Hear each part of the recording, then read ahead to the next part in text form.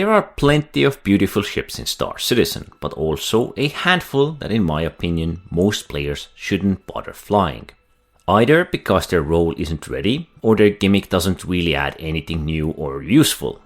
To be clear, all of these ships have some use, even if it is just basic transport or the occasional use in bounty hunting.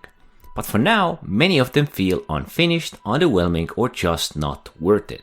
Let's start with the Drake Herald. Yes, it's fast, but no, its role isn't ready. It's basically a rocket strapped to a cockpit with 3 size 3 weapons.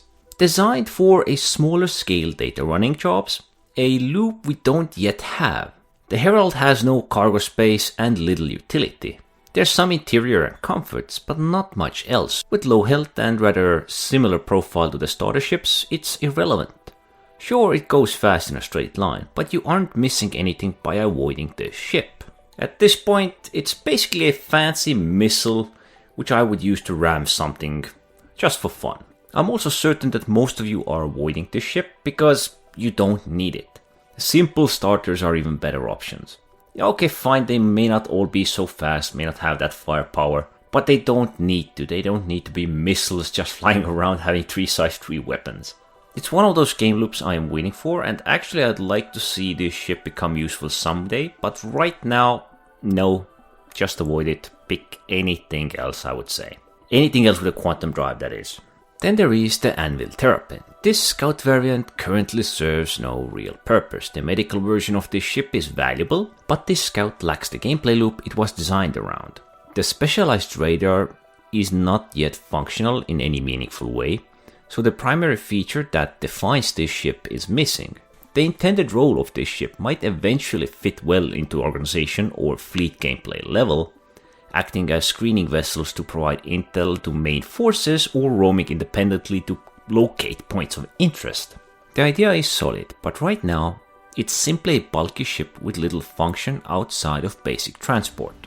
Next, I have chosen the Anvil Valkyrie, a troop carrier with some cargo space, but designed mainly as a dropship. The transport-focused Anvil Asgard is very much more useful, as it can carry large vehicles and a lot of cargo, while Valkyrie is restricted to smaller ones. Part of the problem might be the role itself. We rarely need dropships in Star Citizen, and the risk-to-reward ratio isn't favorable while loading up players who must both man the guns and serve as assault troops. Without extreme durability or unique protection features, dropships struggle to justify their use. Perhaps NPC troops transport missions could make this more viable, but for players it's hard to see it paying off compared to just deploying capital class ship with better firepower and safety. Basically, we could apply the same to most other dropships. So Valkyrie is the polar option from its family. The Asgard is the better option. It is actually more flexible, I would say, and can carry a big support vehicle which can deliver the message. Another ship worth nothing is the Cartwell. At least in my book, it's totally unnecessarily useless. Okay, fine, it has some use. Marketed as a light alien fighter, on paper it sounds promising with 2 size 4 weapons, but its design is overly large for our small ship or light fighter category. And because it spreads out, making it an easy target. You can have fun flying it casually in PvE, but against multiple small ships you'll find yourself struggling. And in PvP you might be very easy to hit from front and back. You're basically a flying wall, is what I'm saying. It once excelled as the most maneuverable fighter in game, able to outturn everything. But that was a brief period and those days are gone. Other ships now outperform it in agility. At best it can hold its own in one-on-one engagements, but its original value has been lost. If I remember correctly, while disengaging and turning around and moving backwards, you could cause quite a bit of damage while disengaging and firing at your opponent.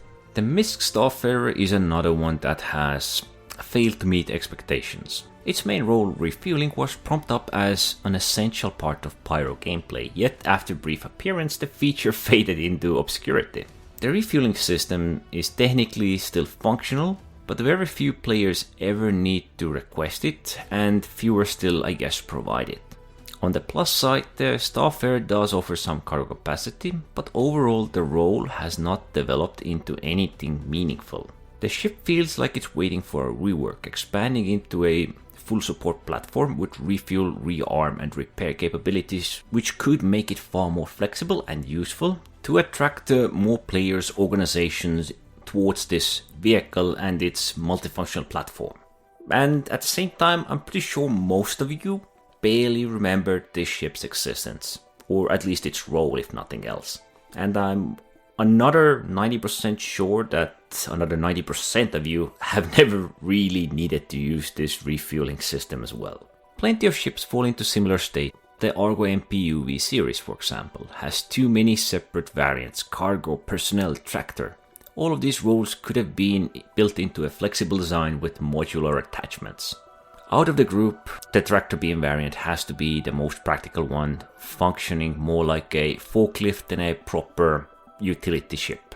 The rest mostly feel redundant. The Drake Cutlass steel also deserves a mention. It has firepower, durability, packing a lot of guns, yet putting a full team of players into this troop carrier barely makes sense. With 20 seats in a medium-sized frame and average durability, it ends up being a cramped and inefficient dropship. I also want to say it once again, if the NPC troop transport mechanics actually become a thing and are added to the game, it would justify its design. The extra weapons are nice, but not enough to make it a serious alternative at the moment. Another new ship would be the RSI Meteor. It was marked as a medium fighter with heavy weapons, but performance is underwhelming. The choice between 2 size 5 fixed cannons or 4 size 3s sound good on paper, but in practice the velocity mismatch makes them unreliable. Landing shots is only realistic against very large targets. It's an interesting idea, but the design flaws make it impractical compared to other fighters in its category. There are also smaller offenders which I would consider, like the Origin 100 series or Esperia Prowler. Some of these simply lack the stats or balance needed to stand out, while others miss the gameplay loops that would justify their existence. In certain cases they're little more than gimmicky ships. Take the Argo SRV for instance. This tow ship sounds like fun, and it actually is. It actually works. But how many of us have ever needed recovery services for a downed cargo hauler? Probably less than 1%. So we end up with an interesting mix of ships with amazing designs but no real purpose, the roles that aren't supported by content, and gimmicks that never took off. Star Citizen has a wide range of beautiful ships, but some are underwhelming, unfinished or outright forgotten. Still, with skill and creativity, even these ships can sometimes find a use, but for the most part I think they need to be revisioned. Anyway, don't forget to like, subscribe, leave a comment down below, and thanks for watching.